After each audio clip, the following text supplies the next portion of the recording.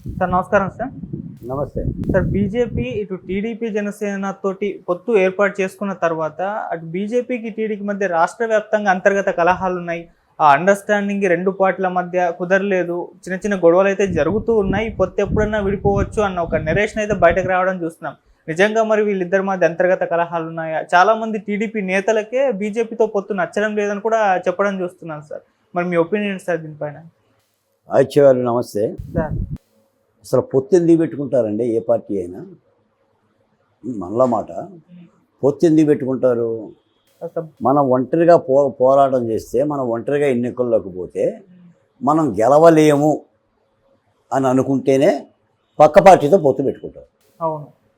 రెండోది, అధికారంలో ఉన్న పార్టీ బలంగా ఉంది, ఆ పార్టీని ఎదిరించాలంటే కలిసికట్టుగా వెళ్ళాలి. వెళ్ళకపోతే ముగ్గురువి నష్టపోతామని భావిస్తేనే పొత్తు పెట్టుకుంటాం. ఇప్పుడు ఆంధ్రప్రదేశ్లో జనసేన, తెలుగుదేశం, భారతీయ జనతా పార్టీల మధ్య జరిగిన పొత్తు కూడా అలాంటి పొత్తే. అధికారంలో ఉంది వైసీపీ పార్టీ, ఈ ఎన్నికల్లో తలపడాలి లేదా అసెంబ్లీలోకి ప్రవేశించాలంటే విడివిడిగా ముగ్గురు వెళ్తే 4 ఆవులు పులి కథ అవుతుంది, అవును. మిత్ర విభేదం కథ అవుతుంది.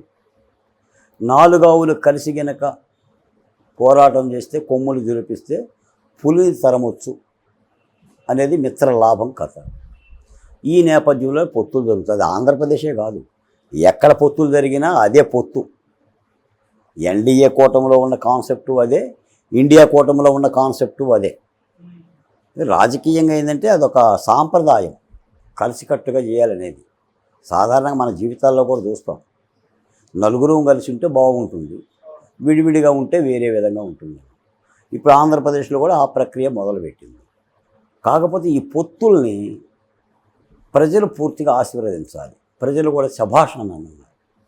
శభాష్ అని అనకముందే మన ఇద్దరి మధ్య పొత్తుల మధ్య వేరే వేరే విధమైన భావనలు వస్తే, ఇప్పుడు మీరు అన్నారు కదా, భారతీయ జనతా పార్టీ, తెలుగుదేశం పార్టీ పొత్తుని తెలుగుదేశం పార్టీ నాయకులే చాలామంది కూడా అంగీకరించడం లేదు, యాక్సెప్టబిలిటీ చేయట్లేదు, కొంత అసంతృప్తిగా ఉన్నారు అని. నిజానికి ఏంటంటే భారతీయ జనతా పార్టీ పాత్ర అది ఆంధ్రప్రదేశ్కి. ఓకే. ఒక విధంగా చెప్పాలంటే భారతీయ జనతా పార్టీకి ఆంధ్రప్రదేశ్లో 100 ఓట్లు తప్ప ఏమీ లేవు. మీకు తెలుసు, ఏమైనా ఉన్నాయా సీట్లు? ఏం లేదు. కొన్ని భారతీయ జనతా పార్టీ ఆంధ్రప్రదేశ్లో ఒకే పార్టీగా పోటీ చేసామన్నా అసెంబ్లీలో ప్రవేశించగలదా? లేదు. ప్రవేశించలేదు. పోనీ భారతీయ జనతా పార్టీ ఆంధ్రప్రదేశ్కి ఏమైనా చేసిందా? అమరావతి విషయంలో కానీ, విశాఖ ఉక్కు విషయంలో కానీ, పోలవరంలో డబ్బుల విషయంలో కానీ, లేదా తానిచ్చిన మాట ప్రకారంగా ప్రత్యేక హోదా ఇవ్వటంలో కానీ ఏమైనా చేసిందా? ఏమీ చేయాలి. అంటే ఆ పార్టీకి వ్యతిరేకత ఎక్కువ ఉంది. ఎక్కడ? ప్రజల్లో ఉంది వ్యతిరేకత. ప్రజల్లో వ్యతిరేకత ఉన్న పార్టీతో నువ్వు పొత్తు పెట్టుకుంటున్నావంటే సహజంగా ఆ పార్టీ నాయకుల్లో కూడా ఆ భావమే వ్యక్తం అవుతుంది. అయినా కూడా ఇవి ఎన్నికలు కాబట్టి, అది కేంద్ర ప్రభుత్వంలో ఉన్న ప్రధాన రాజకీయ పార్టీ కాబట్టి, ఎన్నికల ఎపిసోడ్ ఒకటి ఉంది కాబట్టి చంద్రబాబు నాయుడు గారు భారతీయ జనతా పార్టీతో కూడా వెళ్ళాలని చెప్పి అనుకున్నాడు. పవన్ కళ్యాణ్ గారు కూడా ఆ పని చేసిండు. నిన్న మొన్న పవన్ కళ్యాణ్ అయితే అసలు భారతీయ జనతా పార్టీని ఈ పొత్తులో తీసుకురావడానికి నా తలపైన తాక్కొచ్చింది. నేను మరీ సాగిలపడి కాళ్ళు పట్టుకోని విధంగా ఈ పొత్తుకి నేను అంగీకరింపజేశానని ఆయనే స్వయంగా చెప్పుకున్నాడు. అసలు అయితే నిజానికి ఏదైతే భారతీయ జనతా పార్టీని పొత్తులు అంత కష్టపడాల్సిన అంశం అయితే ఏం కాదు. కాకపోతే జగన్మోహన్ రెడ్డి గారి మీద వాళ్ళు పోరాడాలి, ఒక నిర్ణయం తీసుకున్నారు కాబట్టి తెలుగుదేశం పార్టీ, అందులో ముఖ్యంగా చంద్రబాబు నాయుడు యొక్క పెద్దరికాన్ని చూసి చాలామంది కూడా ఏంటంటే సంయమనం పొందుతున్నారు.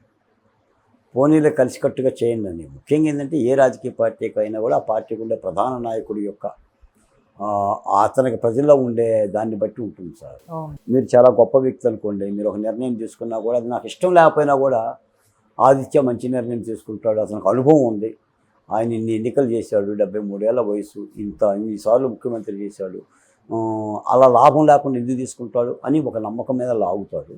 కాబట్టి మీరు అన్నట్టుగా ఏంటంటే ఈ అభ్యర్థుల శాంక్షనింగు, పైపెచ్చు ముఖ్యంగా మొన్న జరిగిన నరసాపురం పార్లమెంటు స్థానాన్ని భారతీయ జనతా పార్టీ రఘురామకృష్ణరాజు గారికి ఇవ్వకుండా వాళ్ళ పార్టీకి సంబంధించిన శ్రీనివాస్ వర్మకి కేటాయించడంతో పెద్ద క్వశ్చన్ మార్క్ అయిపోయింది. అసలు నరసాపురం సీటు భారతీయ జనతా పార్టీకి ఎందుకు కేటాయించారు? అలా కేటాయించేటప్పుడు రఘురామకృష్ణరాజు గారికే ఇవ్వాలని ఒక షరతు ఉండాలి కదా. ఉందా అది? ఉంటే ఎందుకు ఇవ్వాలా? లేదా అది? లేకపోతే ఎందుకు లేదు? మరి ఈయనకి ఎక్కడిస్తారు? ఈ ప్రశ్నలన్నీ కూడా బయలుదేరుతూ ఉంటుంటాయి.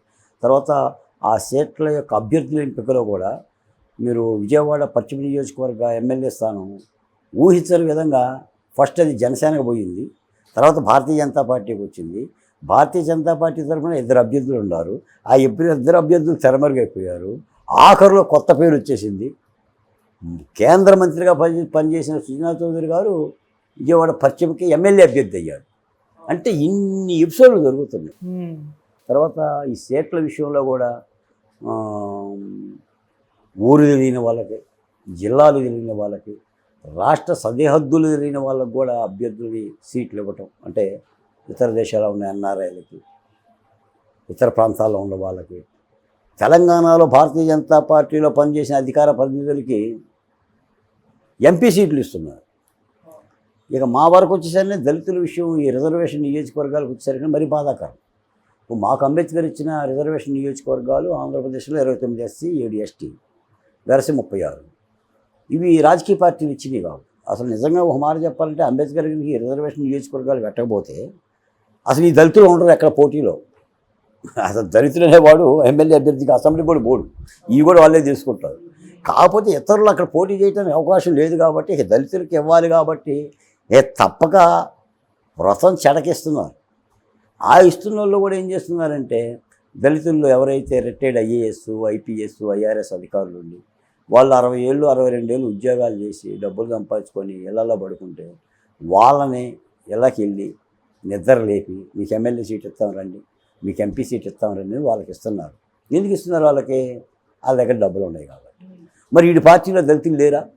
వీడి పార్టీలో అరవశాఖలు చేయట్లేదా? చెమటగారేదాకా చిందులు వేయట్లేదా? జిందాబాదులు కట్టలేదా? జెండాలు మోయట్లేదా? వీళ్ళకెందుకు హీరో? వీళ్ళ దగ్గర డబ్బులు లేవు కాబట్టి. అంటే ఈ ప్రామాణికం ఏమి నడుస్తుంది? మీరు మా పార్టీలో ఉన్నా, పార్టీలో పనిచేసినా కూడా అవి ముఖ్యం కాదు, డబ్బు ముఖ్యం. అంటే బరోడా మహారాజులై ఉండాలి, లేదంటే బరోడా మహారాజులైనా సరే తోడు ఉండాలి అనే ఒక ఎన్నికల ప్రక్రియ డబ్బుమయం అవ్వటంతోనే రాజకీయ వ్యవస్థ కూడా ఒక విధంగా కురీపిలాగా, మరుగుజ్జిలాగా కనిపించి విశ్వాసమైన విలువలను కోల్పోతున్న పరిస్థితి. కాబట్టి ఈ అమరికలు వస్తుంది.